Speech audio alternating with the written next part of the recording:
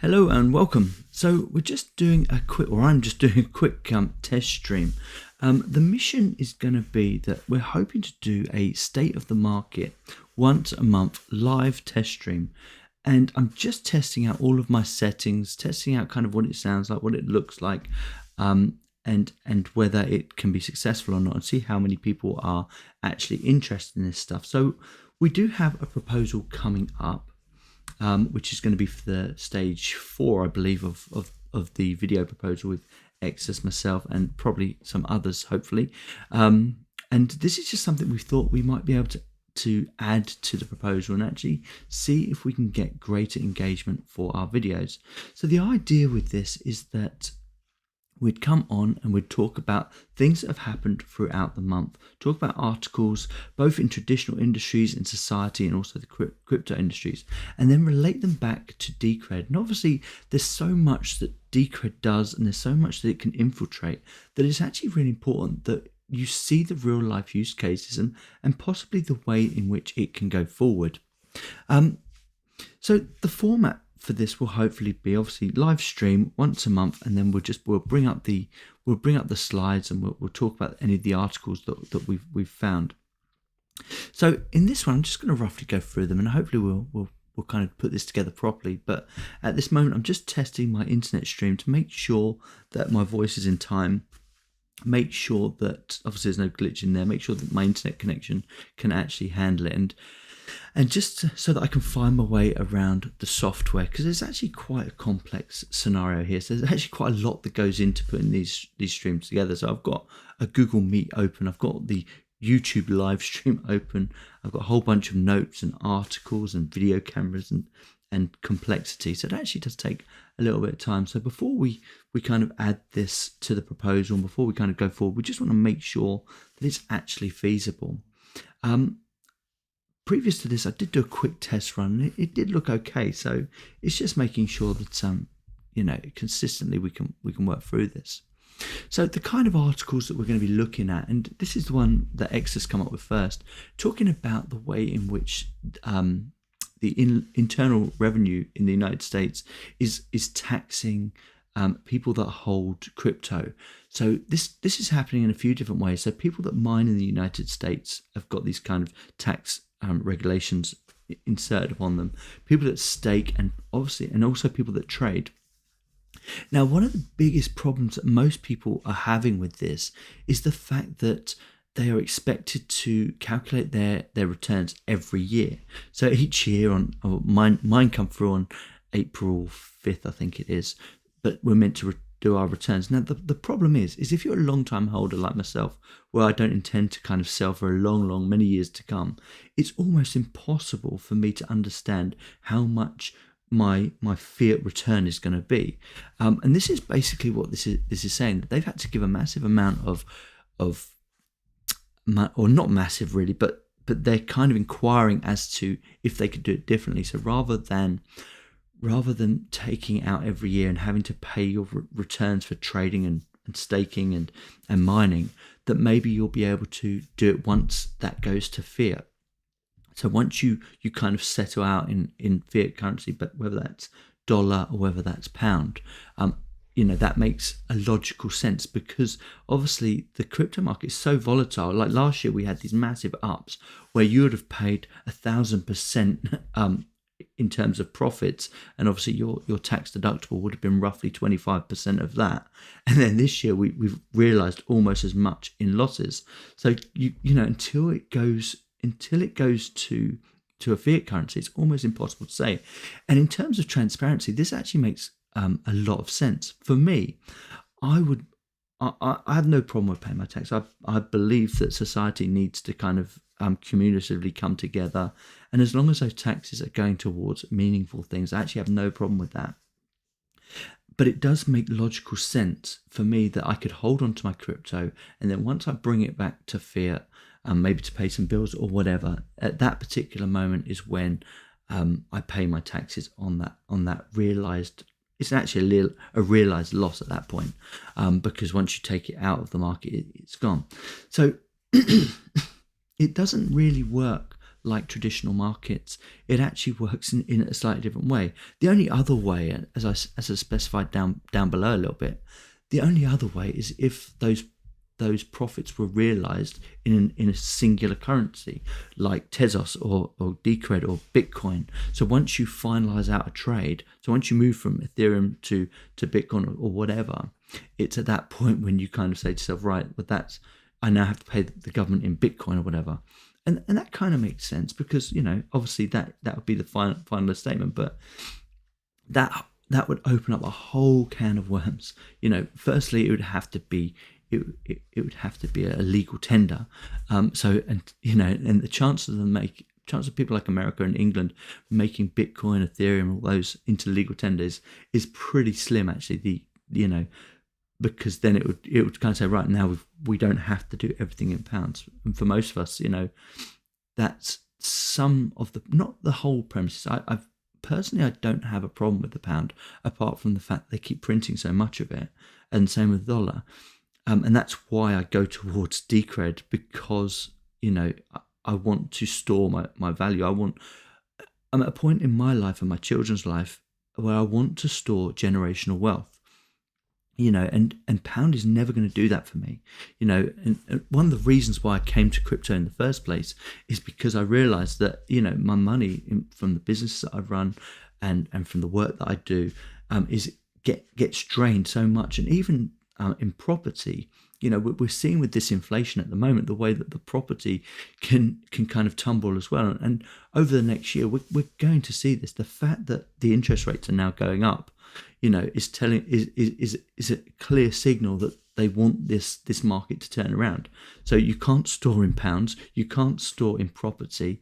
So the next logical thing is a finite supply. And this is why I hedge with Decred. This is why I'm so passionate about Decred, and I try to accumulate as much as possible, because at the end of the day, that's probably, for people like me, middle class and even lower class, which is probably where I am, that's where we're going to store the most amount of wealth for our kids going forward. It's not going to happen for property. It's not going to happen for pounds. We're literally going to have to work ourselves into the bones. But, obviously we do have to pay taxes. Now, unless they're going to realize these currencies as proper tender, then the next logical step is going to be when those profits from crypto go back to fiat. And that makes complete sense. And for me, I'm completely happy with that, because if I keep crypto in for 10 years and then I start bringing it out, that's when I would reasonably expect to pay tax. And this goes on like that. And basically this is kind of a law case at the moment. It's just seeing if this can be changed. At the moment, I think it's early stages. The refund amount that they're asking for is something like $3,000 plus some kind of tax credits on top of that, but we'll see how that pans out. So the next one that Exodus came up with, which looks really interesting. I'm not a BlockFi guy, and to be fair, I don't gamble. I'm not interested in gambling. I'm not interested in futures markets.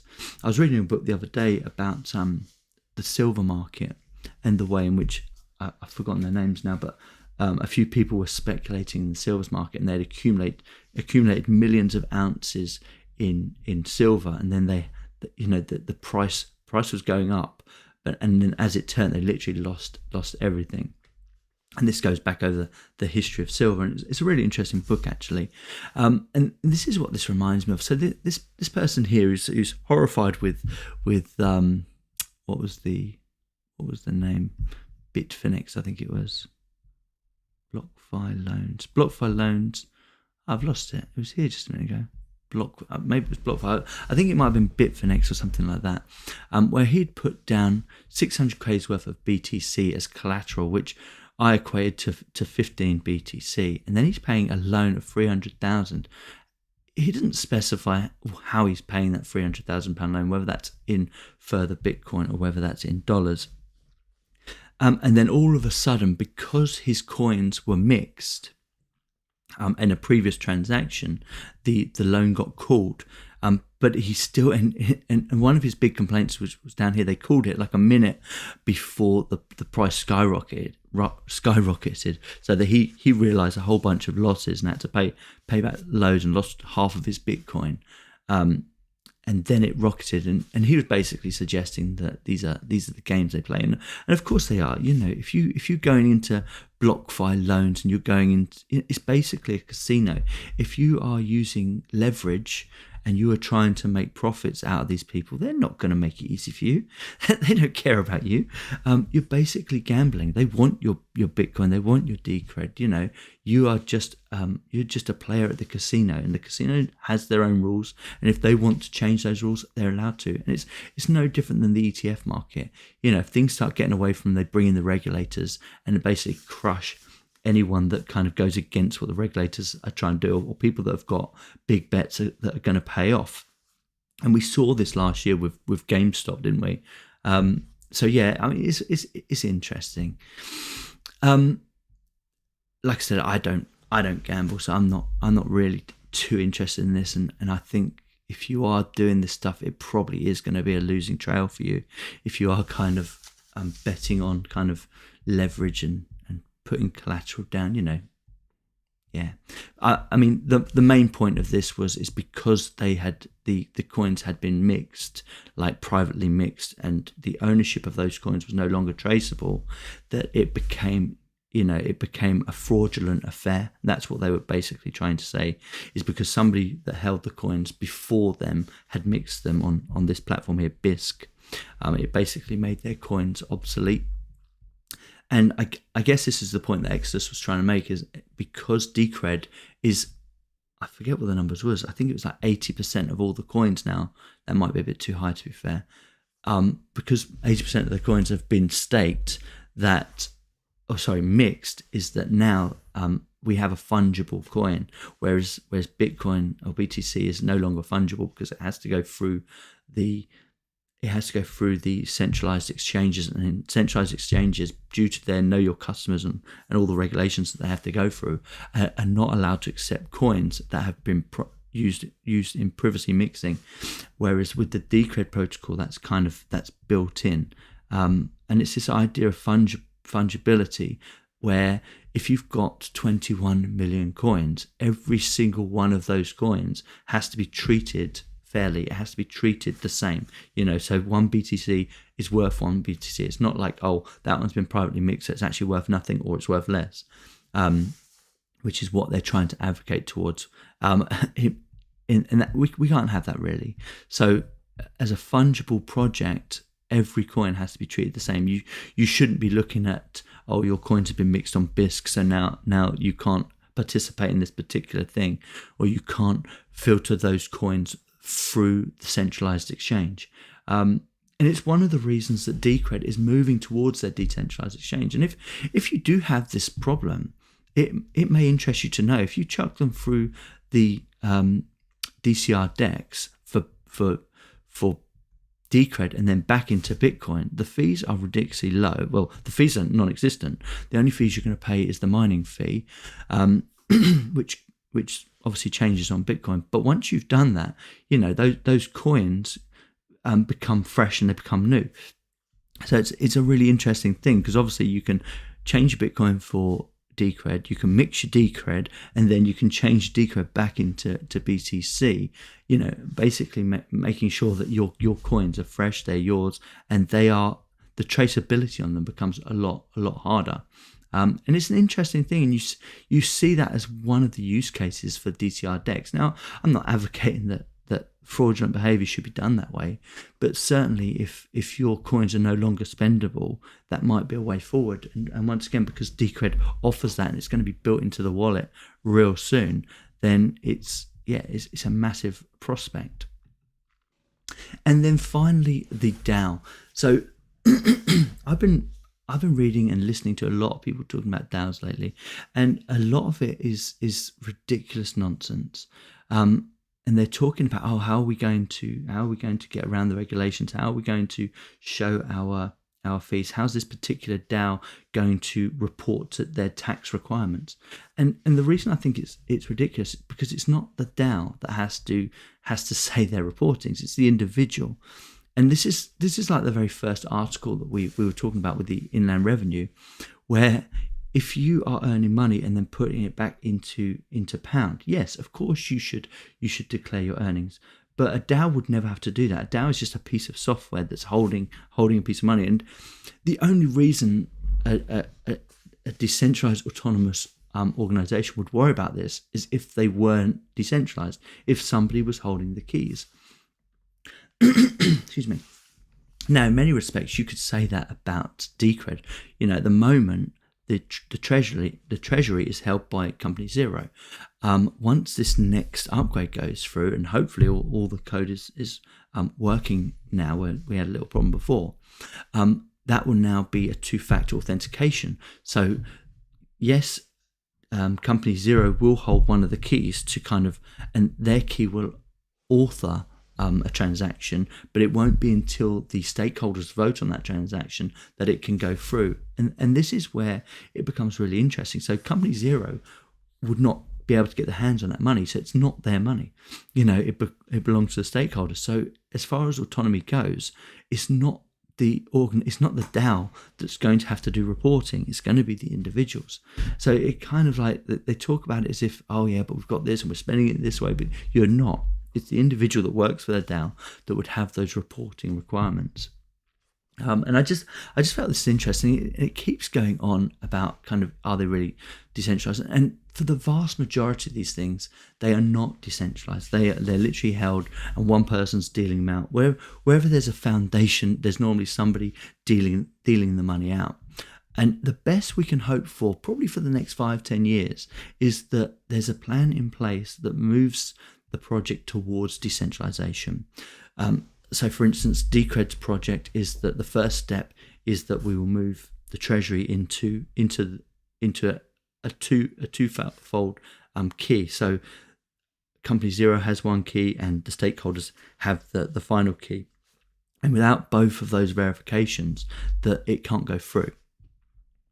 And it was talking about how people are doing it. I mean, I'll probably get into this in more details in another one, but basically the DAO is a really, really interesting thing. And for those of you that have not experienced a DAO or looked into it, it's really interesting. And the proposal that we're putting together here with this live stream, this is all part of the DAO, where we're going to put together a proposal to create videos just like the last one that we did, and then the DAO will pay us monthly.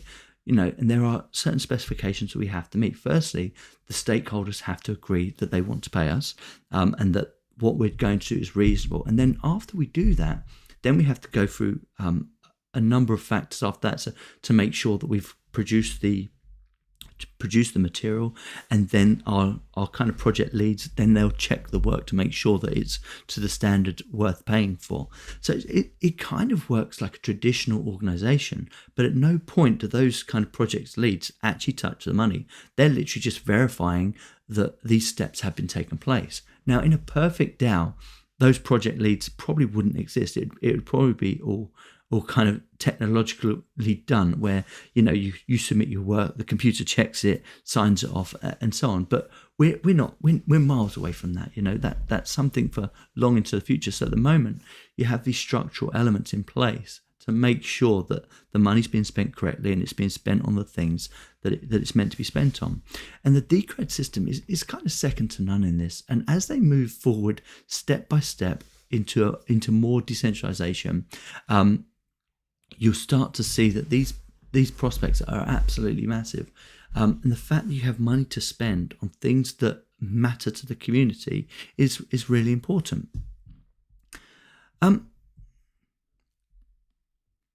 I think that's pretty much it for me. I just want to test a couple more things. Obviously, we are just looking at testing it today. And if you like this, I would like some feedback. I'm just going to write in the comment now. So let me just write in this. Just give me 2 secs. Sorry, I'm trying to you can't see this, but my desk is like full of all this stuff. Like I say, it's so much more technical to put this together than what my normal stream would, or my normal recording would be like. My desk is filled with big monitors and cameras and all sorts. It's cool. It's cool, but it's hard. Let's just write this.